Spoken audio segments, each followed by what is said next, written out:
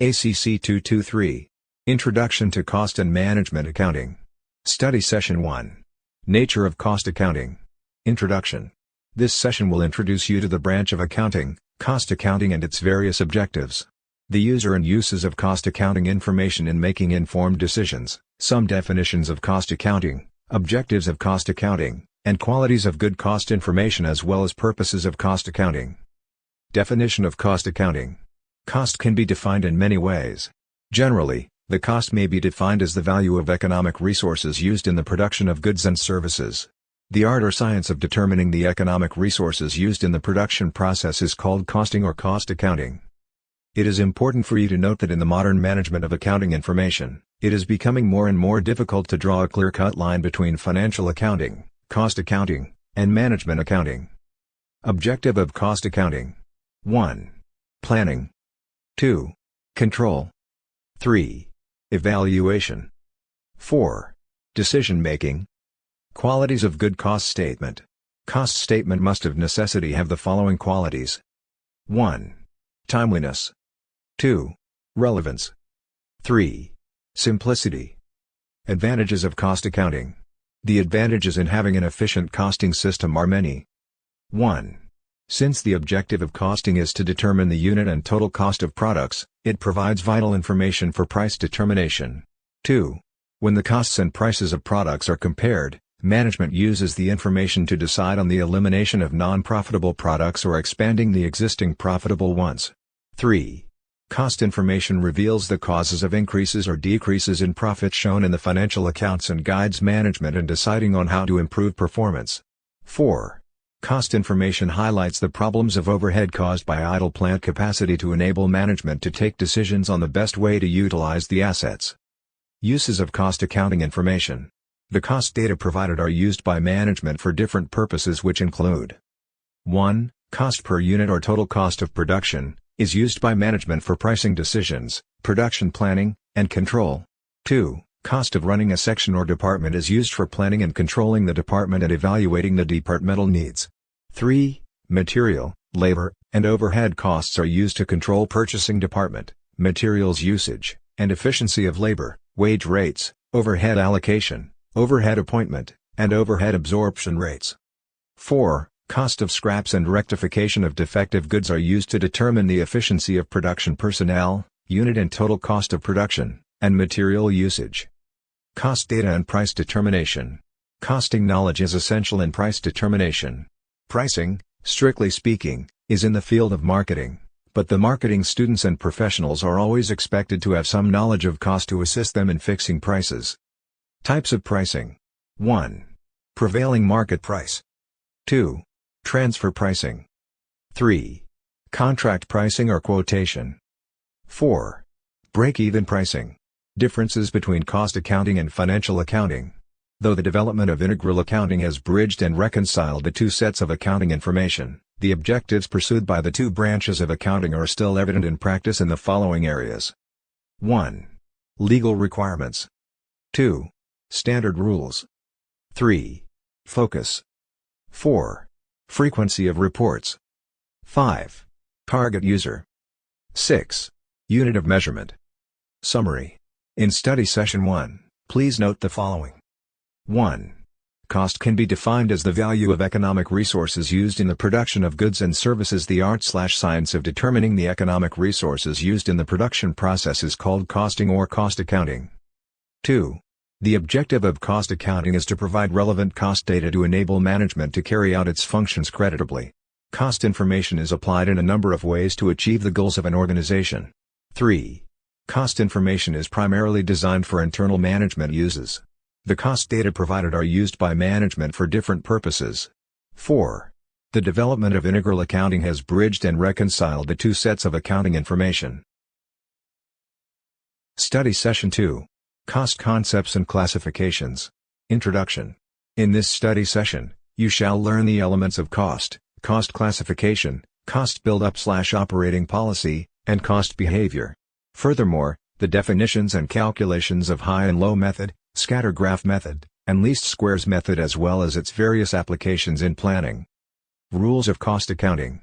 Cost accounting, like other management sciences, has principles or concepts that guide the preparation of cost statements or information. 1. All costs should be charged to the functions, sections, or products that cause them. 2. No cost should be charged until it is incurred. 3. Costs or losses incurred in the past should not be charged to current or future operations. 4. Any cost that is classified as abnormal cost should be excluded from the cost information and is transferred to financial accounting for appropriate treatment. Elements of cost. They are basically three, namely: 1. Materials. 2. Labor. 3. Expenses. Cost classification. The elements of cost can be classified in any of the following four ways to arrive at a total cost of production. 1. According to relationship to production. 2. According to reaction to change in volume of activities. 3. According to the function of the department that caused the cost. 4. According to their nature. 5. Prime cost. 6. Overhead cost. Cost build-up or operating policy. A good costing system must be simple and clear, to enable management to appreciate the effect of the decisions they make on the cost of production. The objective of any business organization is to make a profit and improve on its services or products. Profit margin depends on the selling price, while selling price depends on marketing factors. Cost information provides vital information on the minimum acceptable selling price for the organization, and all policies must be directed to ensure that the selling price determined by COM build-up is maintained. Cost behavior. Cost behavior determines how the total cost is affected by a change in volume of output or production. The reason for the disparity in change between the increase or decrease in volume of activities and the total cost is that while it is true that fixed costs remain relatively unchanged, the variable cost elements do not change at the same rate with an increase or decrease levels of production. Cost classifications. In some large organizations, management will further classify the elements of cost because of the complexity in the production process. Such classification assists management in its policy formulation. Earlier in this chapter, we said that cost can be classified as a fixed cost and variable cost. Further classification of cost elements is mentioned below. 1. Committed fixed cost. 2. Discretionary fixed cost. 3. Engineered variable cost. 4. Discretionary variable cost. 5. Semi-variable cost. 6. Segregation of semi-variable costs. Determination of value of fixed and variable components of semi-variable costs. There are various ways of separating semi-variable or semi-fixed costs into their fixed and variable parts. The three major statistical ways of the segregation of the semi-variable costs are: 1. High and low points method. 2. Scattering graph method. 3. Least squares method. Summary for Study Session 2. In Study Session 2, please note the following. 1. Cost accounting, like other management sciences, has principles or concepts that guide the preparation of cost statements or information. Such rules, though not statutory in nature, are generally accepted and applied in the preparation of cost information. 2. Cost information provides vital information on the minimum acceptable selling price for the organization, and all policies must be directed to ensure that the selling price determined by COM build-up is maintained. 3. A good costing system must be simple and clear to enable management to appreciate the effect of the decisions they make on the cost of production. 4. Profit margin depends on the selling price, while selling price depends on marketing factors. Study Session 3. Cost units, cost centers, and cost cooks. Introduction. In this session, you shall attempt to breathe on some definitions of costing terms like cost unit, cost centers, production cost, total cost relationship, cost codes, code register. Cost accounting.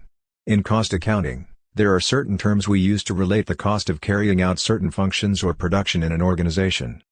1. Cost unit. A cost unit is the least quantity of product, service, or time chosen by the cost accountant to relate, express, or ascertain costs. 2. Cost center. Any unit, section, department, activity, or function which the cost accountant carves out for purposes of accumulating cost data is called a cost center. 3. Cost codes. Cost code can be defined as a series of alphabetical or numerical symbols, each of which represents a descriptive title in a cost classification. A cost code can be designed by use of alphabets or numerals, or a combination of both. Examples are alphabetic codes, numeric codes, chain codes, and mixed codes. 4. Code register. It is necessary for the costing department to maintain a code register. A code register serves as a reference point where the interpretations of all symbols used in the code are clearly written. Advantages of using cost codes. There are many advantages associated with using well-designed cost codes in cost accounting. The major ones include: 1. Codes make the identification of items, functions, materials, etc. easy and eliminate ambiguity. 2. Use of chain codes, for example in the coding of assets, liabilities, etc., shows the linkage within a cost classification for related items or functions. 3. Coding facilitates data input, storage, and retrieval in computer-based accounting since long descriptions are avoided. Summary. In study session 3, please note the following. 1. There are certain terms used to relate to the cost of carrying out certain functions or production in an organization. This unit explains costing terms as it relates to cost accounting. It defines costing terms like cost units, cost center, and cost codes. 2. A cost unit is the least quantity of product, service, or time chosen by the cost accountant to relate, express or ascertain costs. It is necessary to say that a cost unit is only a convenient unit chosen by the cost accountant to suit a particular working situation. 3. In most organizations, different units or sections are charged with specific responsibilities.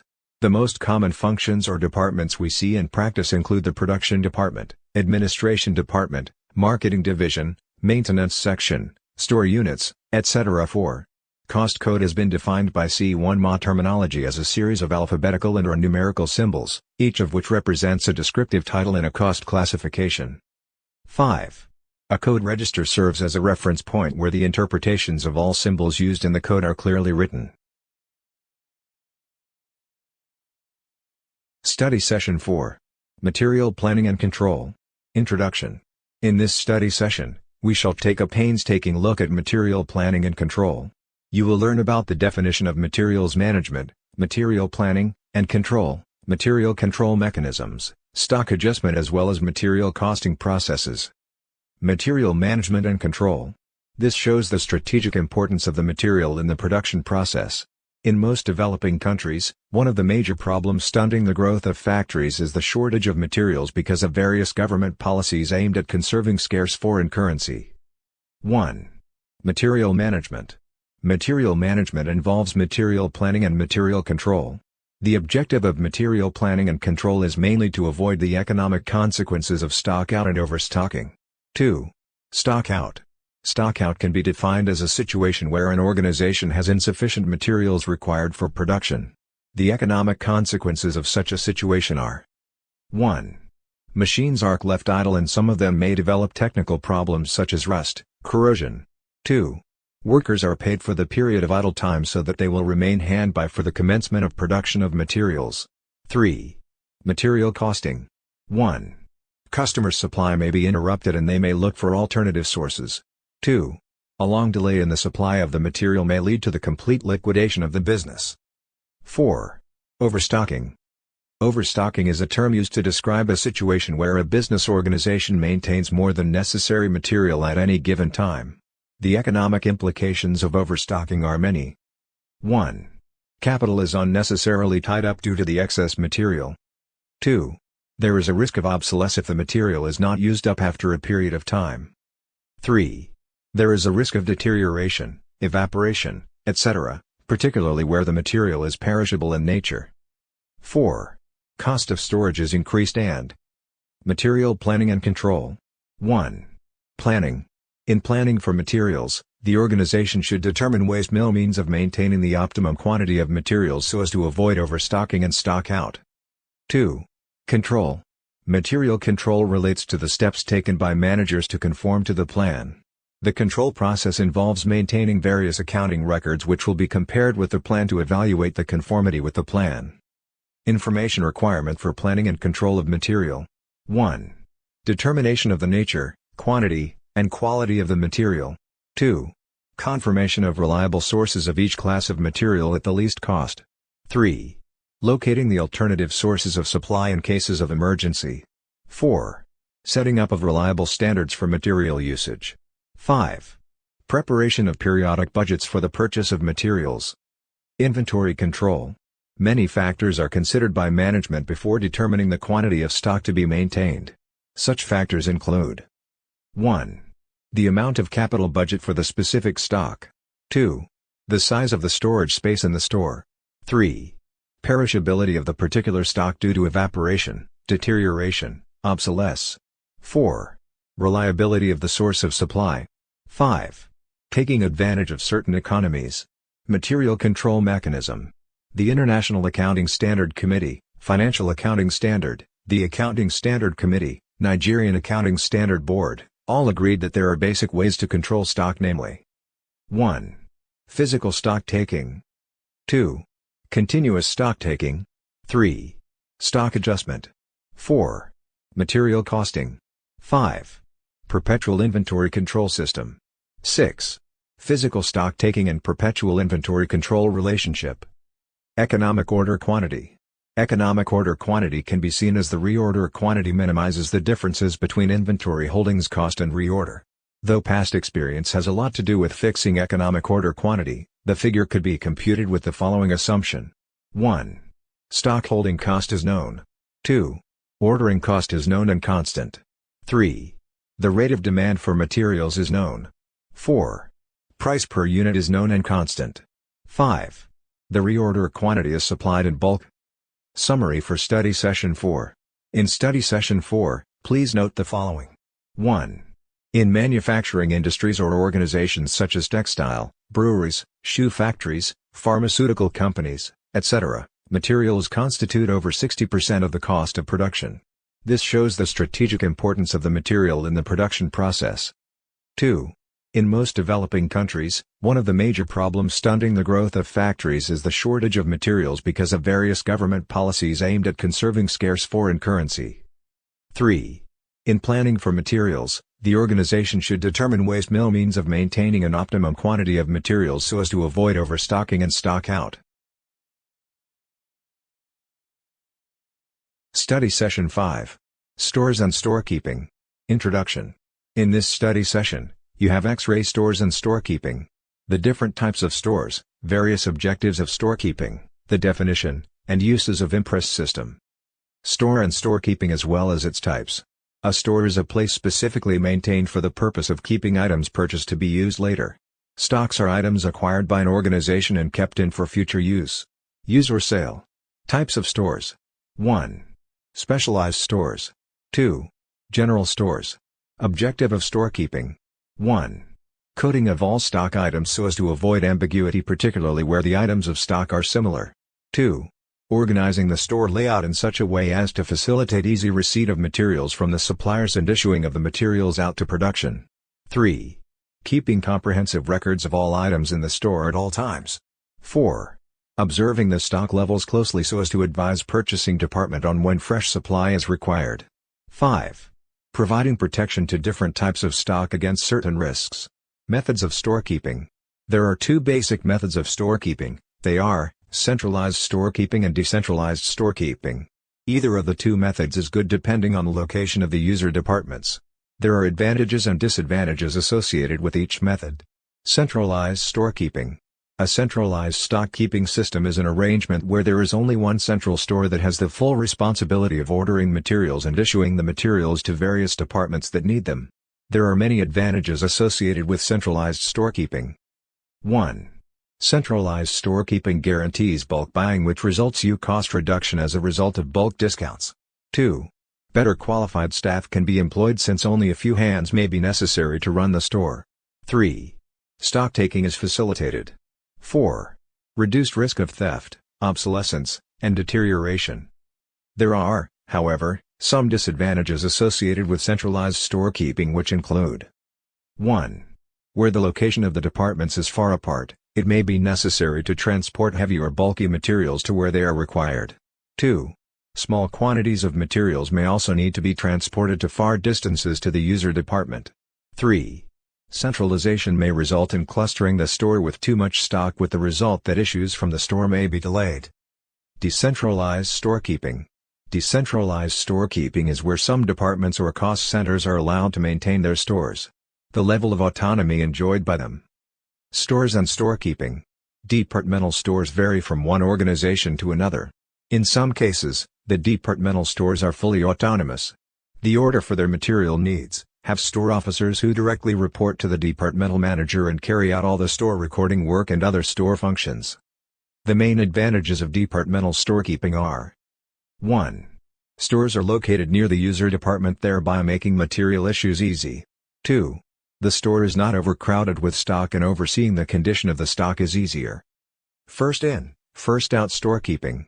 Where materials or components are kept too long in the store, they may lose their value as a result of evaporation, deterioration, obsolescence, etc. This unnecessary loss can be avoided if the items of stock are arranged in such a way that the oldest stocks are issued out first. Where the storekeepers are ill-experienced, new stocks are placed on top of the old ones. Material control cycle and documentation. The investment made on inventory by most organizations is very substantial. The survival of such organizations depends largely on effective inventory management.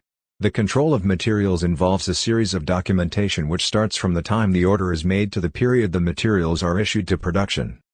Let us now discuss various departments or units that are involved in the material control cycle. 1.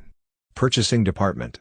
In most large organizations there is a unit that is charged with the responsibility of purchasing the materials. It is the duty of this department to carry out a market survey to locate the cheapest and reliable source of supply.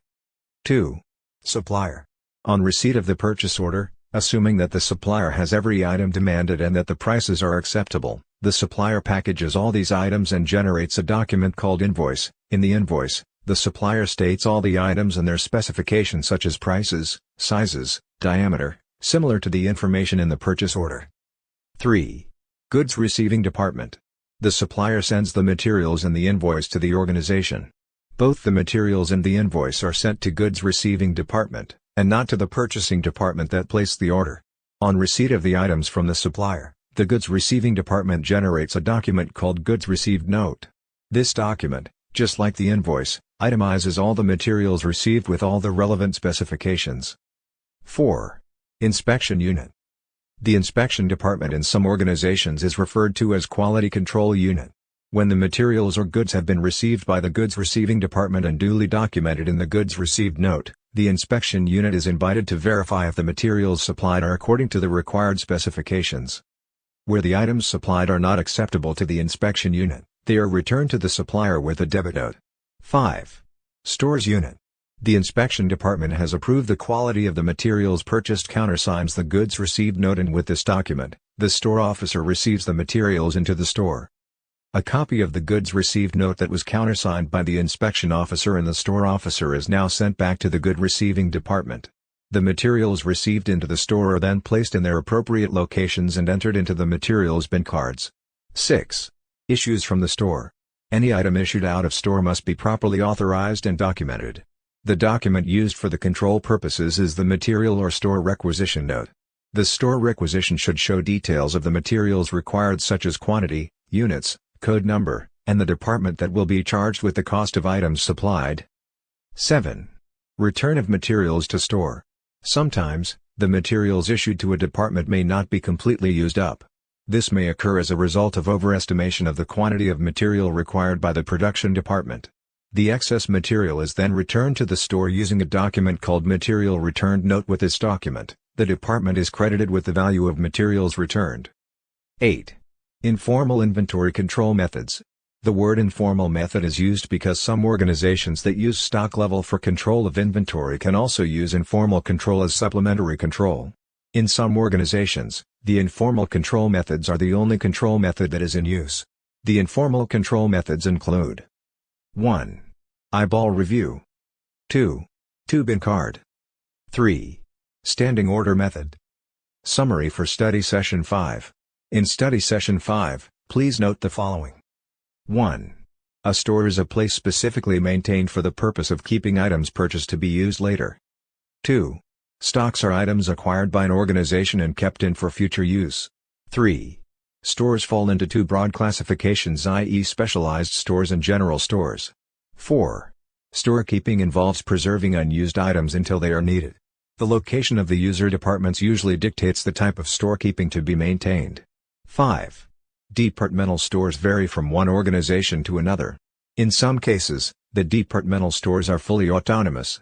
The order for their material needs, have store officers who directly report to the departmental manager and carry out all the store recording work and other store functions.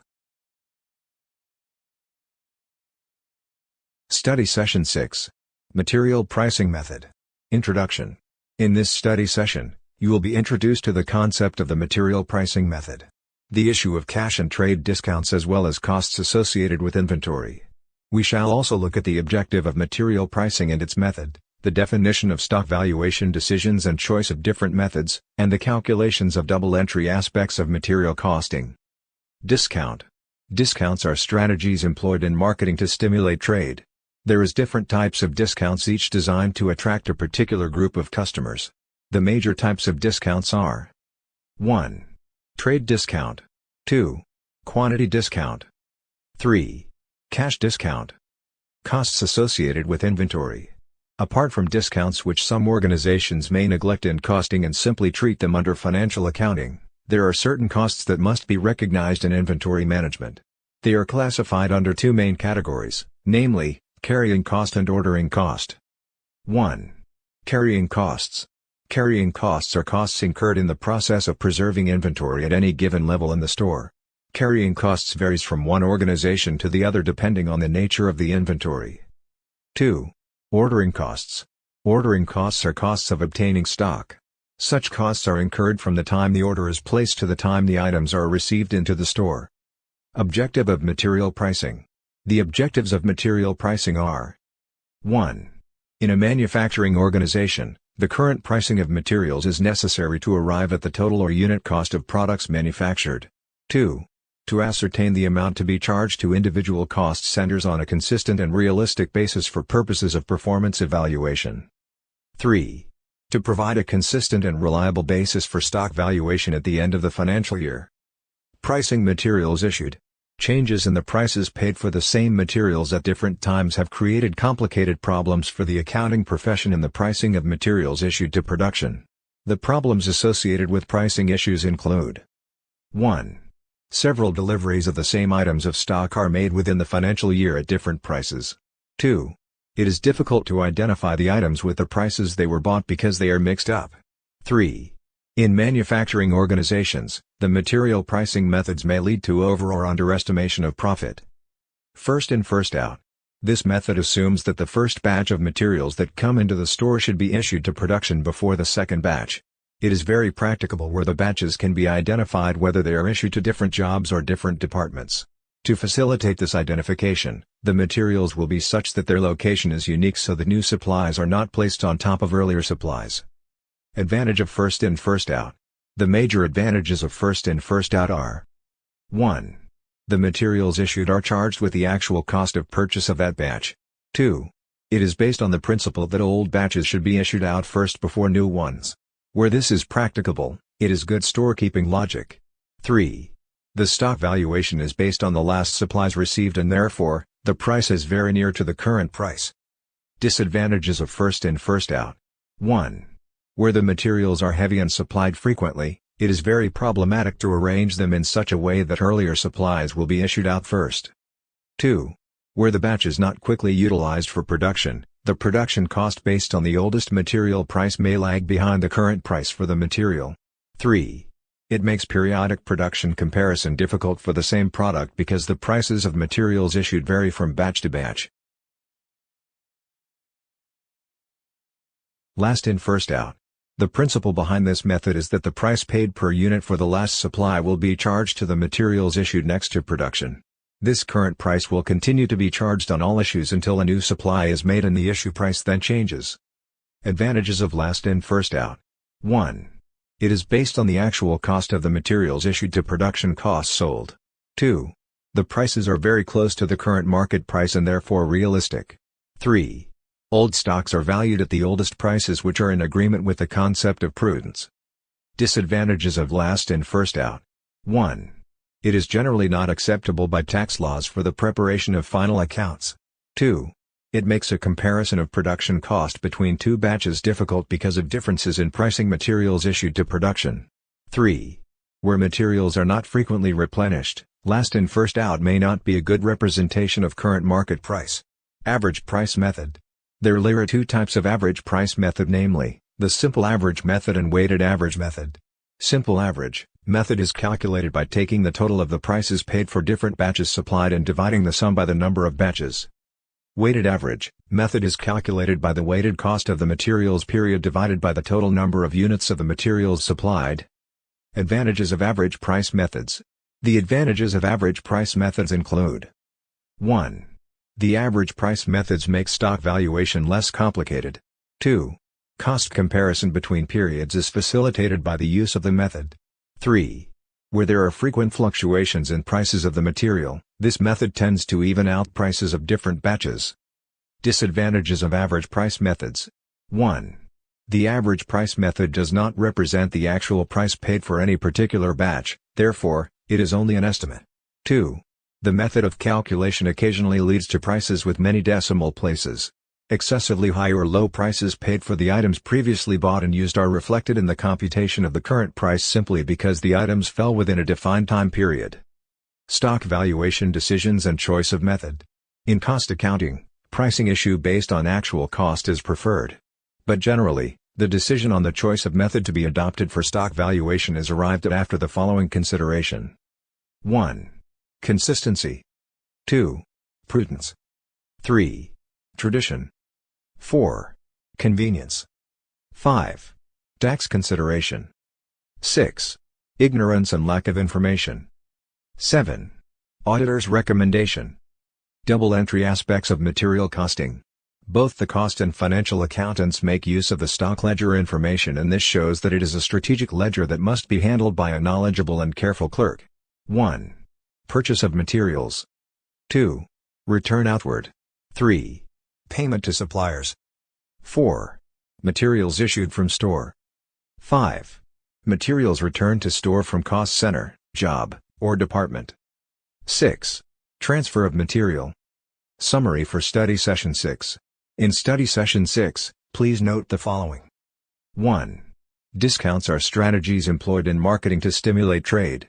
There are different types of discounts, each designed to attract a particular group of customers. 2.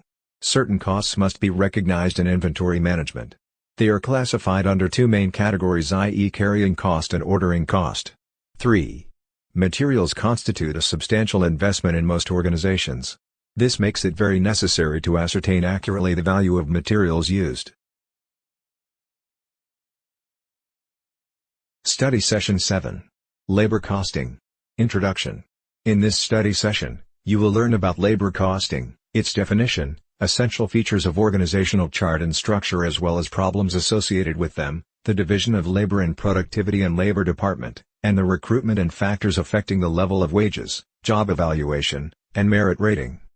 Labor costing. Labor cost is the human contribution to the production process, and it requires regular evaluation, control, and analysis. Evaluation, control, and analysis of labor costs can only be possible with a good organizational chart. The chart is usually arranged systematically to achieve specific objectives. The focus of the organizational chart is the labor and not material or expenses. Essential features of organizational chart. There is a general pattern that can be read from any organizational chart, such as hierarchical structure. 1. There is a line of division between owners and managerial staff which must be explicit in the running of the organization. 2. All departments are classified according to functions which could be regarded as cost centers. 3. Responsibilities and work are delegated downwards. For example, the production director delegates responsibilities and authorities to production managers, supervisors, and foremen. Organizational structure. Management usually puts in place a good organizational structure to enable it to exploit fully the advantages of division of labor. The organizational chart reflects the decentralization and delegation of decision-making authority throughout the organization. Problems of organizational structure. 1. Long communication chain. 2. Perception and conflicts. 3. The functional managers have equal powers to oversee and control their sections. Division of labor and productivity. It is generally believed that large-scale production is more beneficial than small-scale production. Large-scale production organized on a particular job or task has numerous advantages which include: 1. Each person can specialize in a particular skill or function, and this increases proficiency and output to the benefit of the worker, employer, and the whole organization. 2. Training time is reduced since a worker needs to know only his specific function. 3. Time is saved because the worker does not switch from one operation to another. Disadvantages. Despite the advantages of division of labor and specialization, there are certainly recognized weaknesses. 1. The job becomes monotonous and uninteresting to the worker. 2. The more specialized a worker is, the more the chances of becoming unemployed if the demand for the particular type of skill diminishes. 3. There is the danger of the fate of some jobs being concentrated on particular individuals. Factors affecting level of wage. It is a common phenomenon to see people with equivalent qualifications and working experience receiving different wages when hired by different organizations or even in the same organization. The factors that affect wage rate are many, and they include: 1. Government policy. Occasionally, the government may discourage high wage payments through heavy taxation as a way of checking inflation. 2. Certain industries may be classified as highly revenue-yielding because of their products or services, and employees of such industries enjoy high wage rates. 3. Unemployment situation in the country or a particular locality may influence the wage rate. 4. The skill required for carrying out a job usually influences the pay. 5. Where the nature of work constitutes a danger to health, for example involving toxic waste, local mining, etc., a high wage rate will be necessary to make such jobs attractive to workers. Job evaluation and merit rating. Job evaluation has a lot to do with the remuneration paid for a particular job. It involves the analysis of the job content with a view of determining: 1. The skill required to handle the job. 2. The hazardous nature of the job. 3. The degree of decision-making at the level. 4. The strategic importance of the job to the entire organization or industry.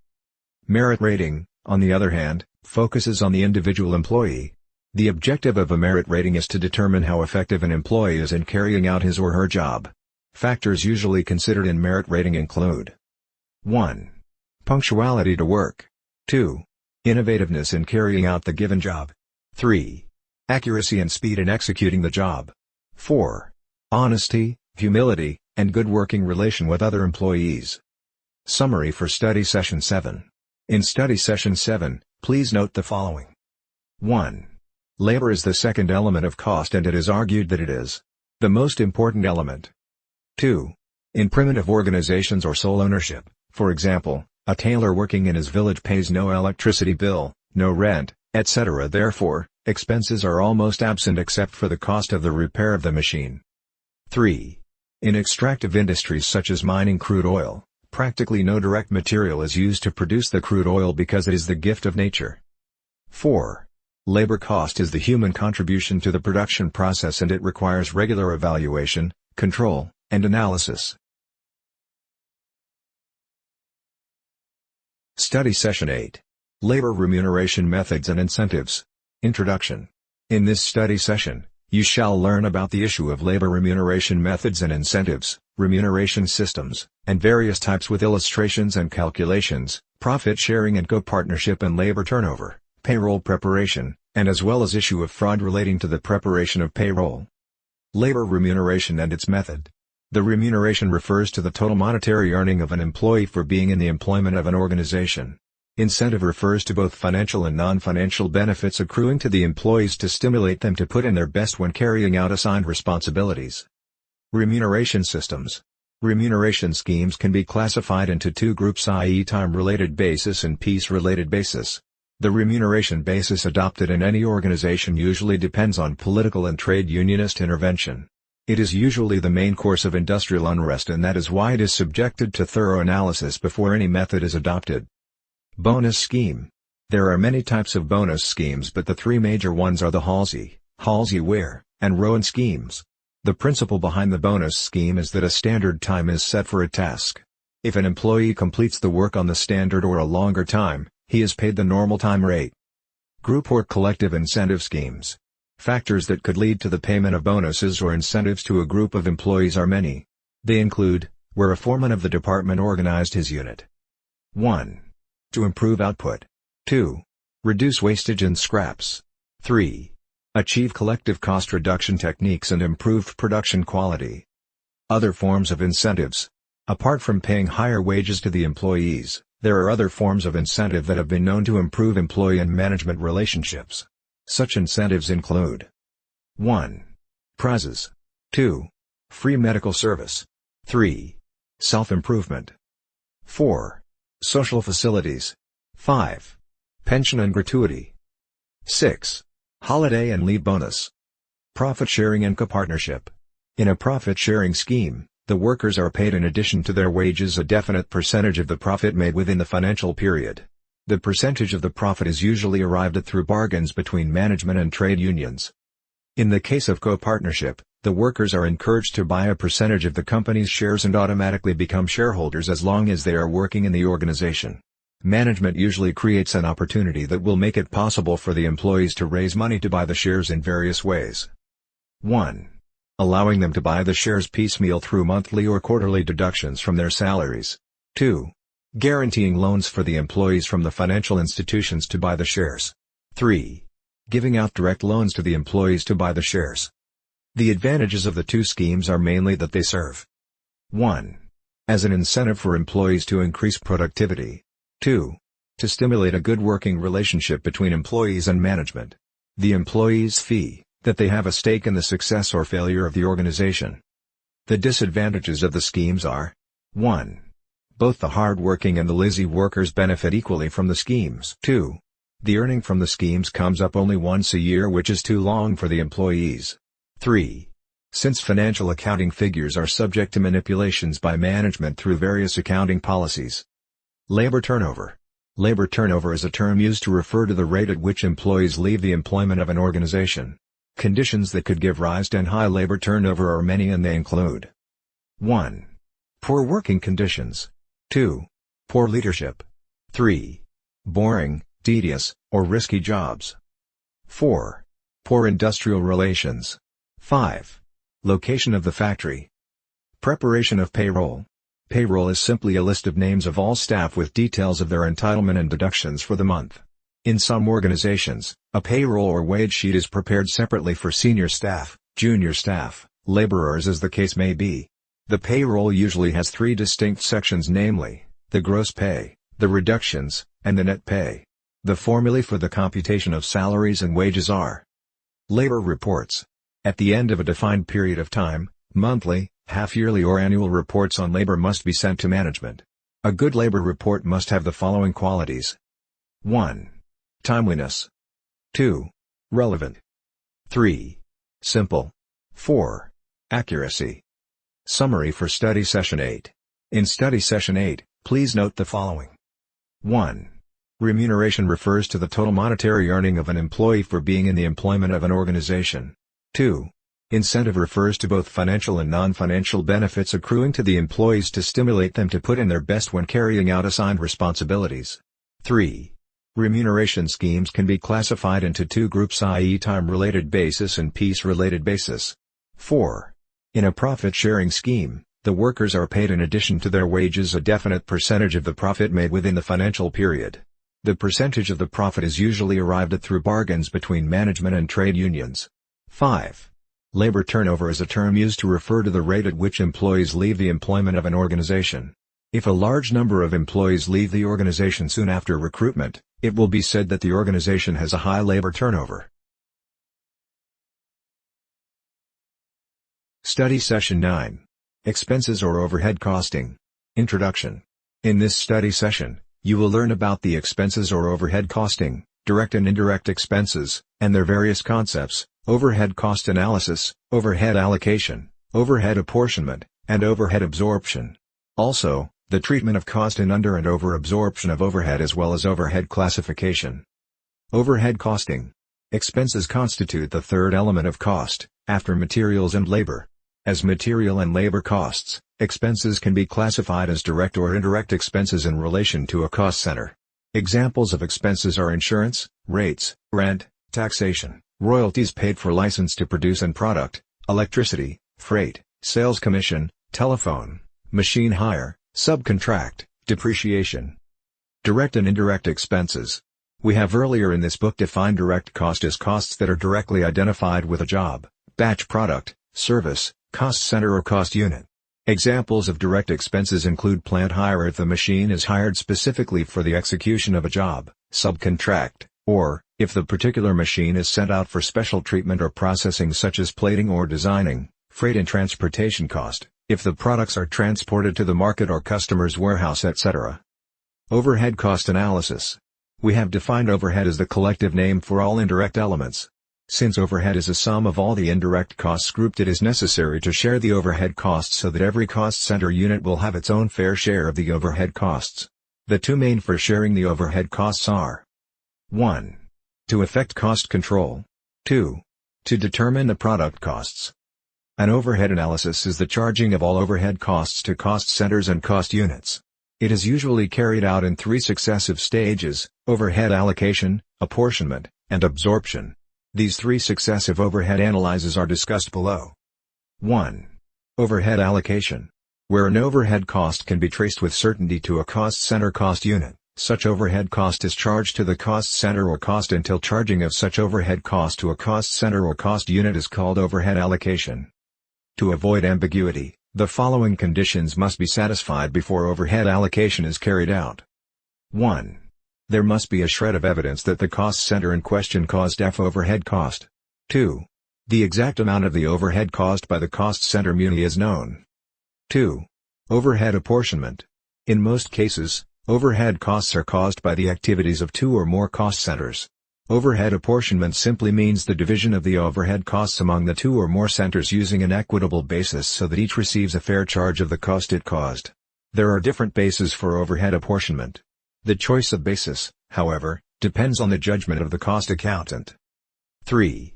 Overhead absorption. The charging of the apportioned cost center overhead to cost units is referred to as overhead absorption. There are many methods or bases of charging overhead costs to cost units. The most common ones are: 1. Total output. This method is calculated as overhead per unit equals total cost center overhead, divided by total units produced. 2. Direct material cost. This method is calculated as overhead per direct material cost equals total overhead cost, divided by total direct material cost. 3. Direct labor hours. This method is calculated as overhead rate per direct labor hour equals total overhead cost, divided by total hours engaged. 4. Direct machine hours.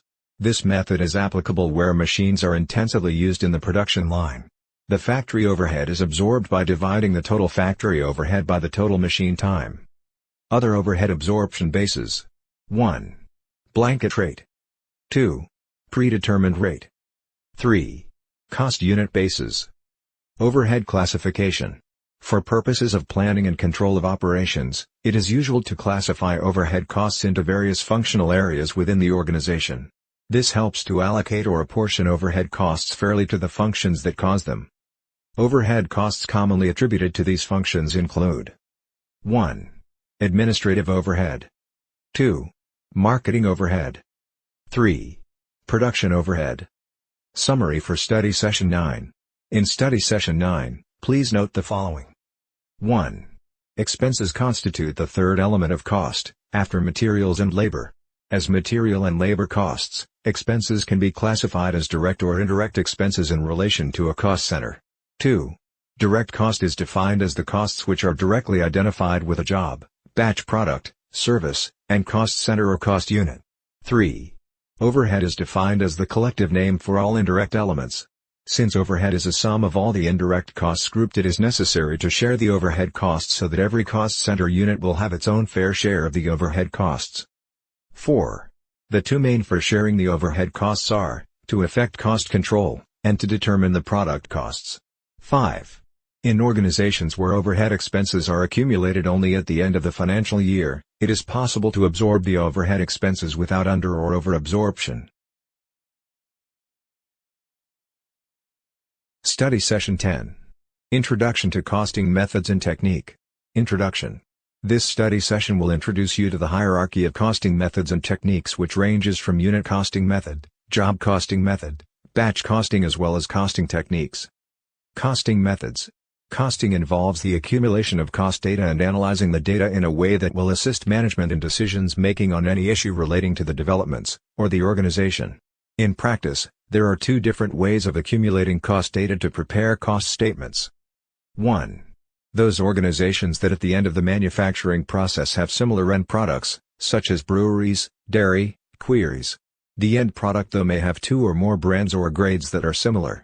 Some of such industries that produce these services are transport businesses, banks, or financial institutions. 2. On the other hand, there are some organizations that have their end products that are completely not similar. The construction industries, for example, have end products that have no resemblance to one another. In cost accounting, we use the knowledge of the two broad classifications to select the costing method that will be adequate for the organization. There are two broad classifications of costing methods based on whether the end products are similar or not. The two broad methods are the unit costing method and the job order costing method. Batch costing. Batch costing has the characteristics of both jobs costing method and the unit costing method. Just like the job costing, all batches produced are coded and all costs are charged to the batch. The cost per unit of the batch is equal to the total cost. Costing techniques. Management requires cost information for various purposes. Cost information is an essential ingredient in the planning and control of production, marketing, purchasing, services, wages, and overhead costs. Costing techniques generate mainly attention, directing information through variance analysis. Costing techniques include standard costing, budgetary control, total absorption costing, and marginal costing help in the planning and control functions of management. Summary. In Study Session 10, please note the following. 1. Costing involves the accumulation of cost data and analyzing the data in a way that will assist management in decisions making on any issue relating to the developments, or the organization. 2. In practice, there are two different ways of accumulating cost data to prepare cost statements, i.e. costing methods and techniques. 3. The two broad methods are the unit costing method and the job order costing method. 4. Unit costing method has three main subdivisions, namely, output costing, operation/service costing and process costing methods. 5. Job costing method is used in an organization that carries out jobs in specific orders or contracts for specific clients.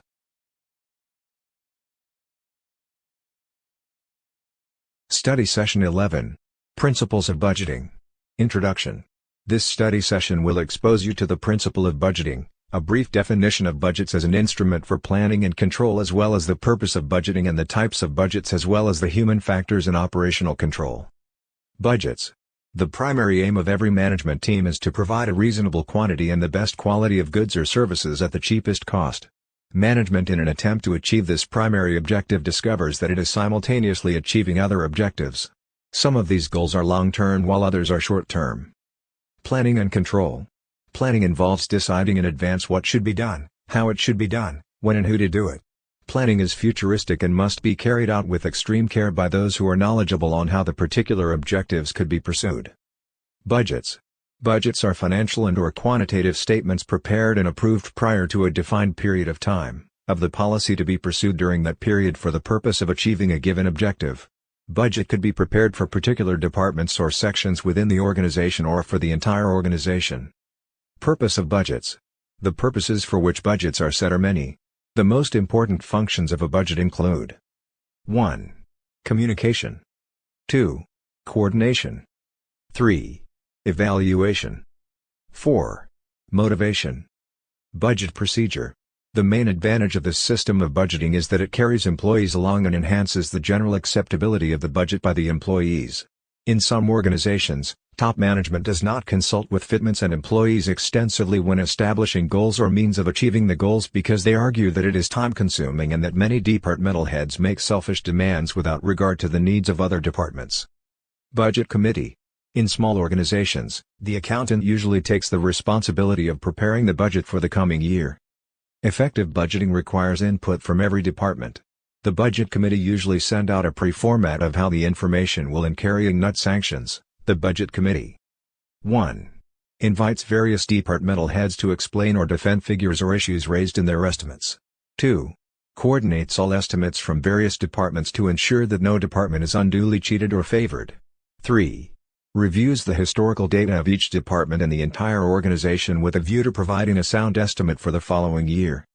The budget committee is generally concerned with the master budget, The master budget is usually on annual basis and it coordinates all the tonal budgets and part of the capital budget that falls due within the financial.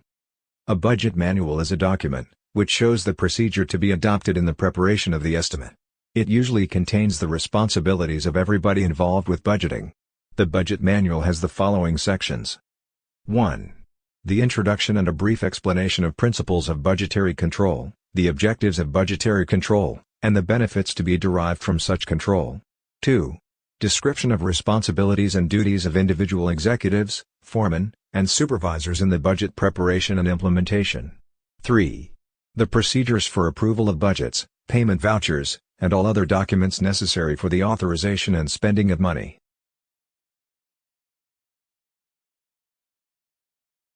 Budget period. The length of a budget period depends on the type of budget and the nature of the business. A cash budget can be prepared on a weekly, monthly, and quarterly basis while master budgets are prepared on annual basis. Capital budgets may cover up to 5 years or more. Budget preparation is expensive both in time and money.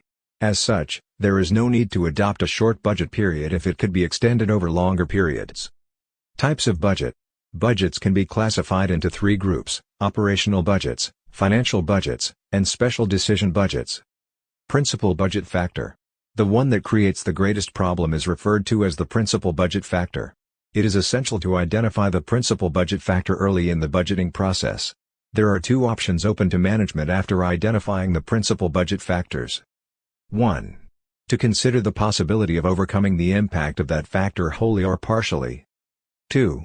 Where nothing could be done to salvage the fate of the organization with respect to the principal budget factor, management should accept the limitations and prepare the budgets within those limitations. Human factors and operational control.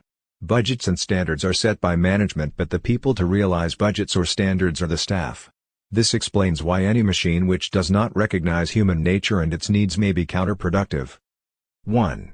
Workers are given the opportunity to participate in setting their own targets. 2.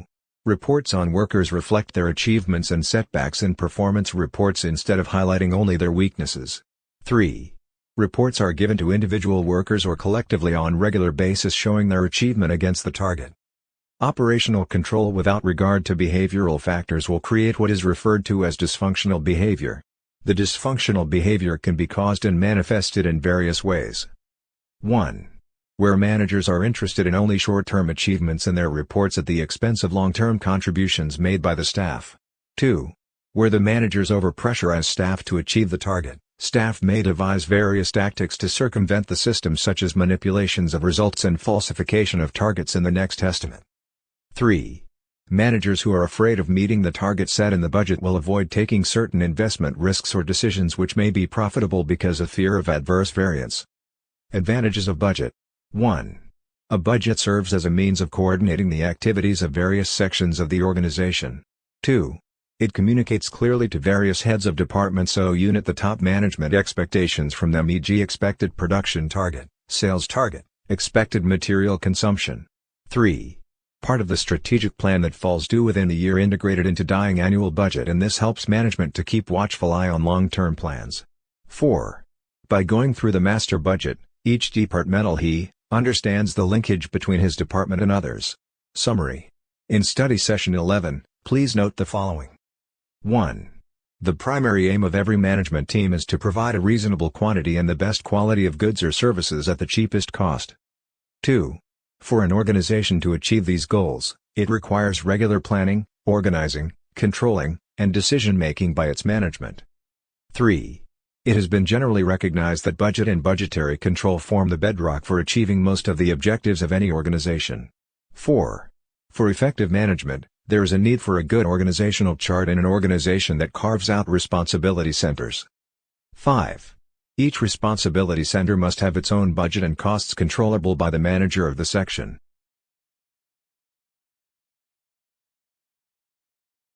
Study Session 12. Organization of Cost Accounting. Introduction. In this study session, you will learn the relationship between financial accounting and cost accounting in establishing the organization of cost accounting, the areas of agreement and disagreement. We shall also give a brief introduction to integral accounts and interlocking accounts. Organization of cost accounting. The organization of the cost accounting department varies from one organization to another. While some maintain a separate cost accounting unit, others keep both the financial accounting and costing units under the same chief accountant. The method adopted in an organization usually depends on the accounting tradition set up by the organization and the attitude of the accountants to change. Financial accounting and cost accounting relationship. Areas of agreement. Both financial accounting and cost accounting obtain their data from the same documents. Therefore, exactly the same figures are used but maybe in different ways. The documents that provide vital accounting information to both sets of accounts include 1. Payroll, from where both extract their data about wages and salaries. 2. Invoices, where both extract their data about sales revenue. 3. Invoices and receipts, where both get their data about purchases made for the period. Areas of disagreement. Though both have many things in common, there are areas of disagreement between financial accounting and cost accounting which usually results in both of them having different profit/loss figures for the same transactions within the financial year. Such areas of disagreement are 1. Valuation of stock. 2. Items admitted in cost accounting books only. 3. Items admitted in the financial accounting books only. 4. Accounting policies. Integral accounts. In some companies, a single bookkeeping system is maintained for both financial and cost accounts. This is very common in small and medium-scale businesses that must statutorily keep the financial accounting information to enable them to prepare the final accounts. The cost accounting information is simply kept as an appendix to financial accounting books. The principle of integrated accounts is that a general ledger is maintained, as well as in other subsidiary ledgers for control accounts. The main or general ledger contains the major financial account information such as assets and liabilities. Limitations. The problems associated with integral accounting are many. The independence enjoyed by the cost accounting department is lost to the system. This is because the objective of a financial accountant is to prepare a statutory financial statement with standard disclosures and format, and this limits the influence of cost analysis information. Advantages. The main advantages of integral accounts include 1. There is consistency in the profit and loss figure disclosed, and there is no need to reconcile two separate figures, which necessarily casts some doubts in the minds of management about the accuracy of the two figures being reconciled. 2. It is more economical since time and labor costs are saved by processing one set of data to produce a single financial statement instead of duplication of effort in preparing two conflicting accounting reports and reconciling them later. 3. Use of control accounts in bits ensures speedy preparation of a unified operating statement. Interlocking accounts. The term interlocking account is an accounting system in which the cost accounting unit is maintained separately from the financial accounting unit. The same documents used in the financial accounting unit are transferred to the cost accounting unit for reclassification and reprocessing to generate cost information. The purposes of reconciling the two sets of accounts are 1. One set of accounts serves as a check on the other for detection of errors. After all, both sets have one common interest. 2. To show that neither of the two profit figures is wrong as may be deduced by non-accountants. Summary for Study Session 12. In Study Session 12, please note the following. 1. Organization of the cost accounting department varies from one organization to another. 2. The method adopted in an organization usually depends on the accounting tradition set up by the organization and the attitude of the accountants to change. 3. Both financial accounting and cost accounting obtain their data from the same documents. Therefore, exactly the same figures are used but maybe in different ways. 4. The cost accounting information is simply kept as an appendix to financial accounting books. 5. The principle of integrated accounts is that a general ledger is maintained, as well as in other subsidiary ledgers for control accounts.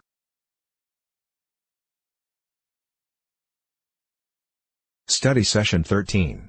Practice of Cost Accounting. Introduction. This study session shall introduce you to the practice of cost accounting, the concept of uniform costing, essential components. Uniform costing. Uniform costing can be defined as the use of the cost principles, methods, and techniques by different organizations in the agreement. Uniform costs can be used by companies belonging to the same group, local or state governments, and firms in the same industry for purposes of uniformity, comparison, and control. Essential components of uniform costing. Specific areas that need control include 1. Cost classification. 2. Overhead apportionment. 3. Overhead absorption basis. 4. Accounting period. 5. Costing methods and techniques. 6. Stock valuation. 7. Calculation for depreciation. Advantages of uniform costing. The advantages of adopting uniform costing by similar organizations are many, and they include: 1. Since similar organizations adopt the same costing principles and reporting format. 2. It helps the companies involved to adopt a standard and efficient costing system which is centrally designed. 3.